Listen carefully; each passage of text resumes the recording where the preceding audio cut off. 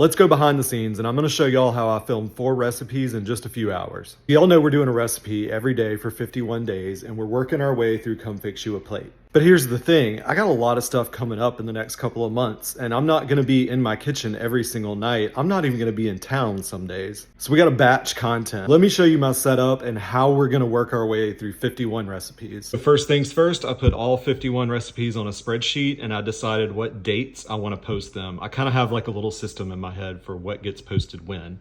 Then I went through and I decided when I was gonna cook each item. So we're doing 3 to 4 recipes each day. We're gonna do a kitchen tour and I'm gonna explain to you how I decided what recipes to cook together in a single day. First up is the stove. I know y'all have a favorite burner. This one right here is mine.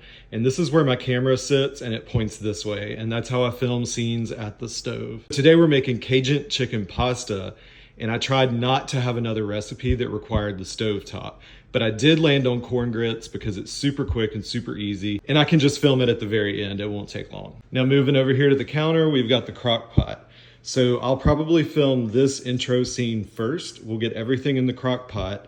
And then while that's going, we'll move over to the stove and do what we got to do there. When we're done filming on the stove, I'll set this crock pot up on the top counter because I have a plug-in right here so it can go either way. And we'll put the air fryer here. And then we're gonna do an air fryer recipe. Now on a normal night when I'm just whipping up something for dinner and filming it, I don't really need the kitchen to be any kind of organized, but if I'm gonna tackle several recipes at once, especially filming, there is kind of a method to the madness, and here it is. I made sure I took out the trash, so we got a nice empty trash can to work with. I've got a clean, dry dish towel ready to go, and this whole 51 days of recipes is to promote the cookbook. So these are always gonna be in view of the camera. I make sure my sink is empty and clean, except for the yellow plastic cup of some sort. You gotta have that out. You never know when you're gonna need it. My dry goods I'm gonna need for these recipes are lined up and ready to go.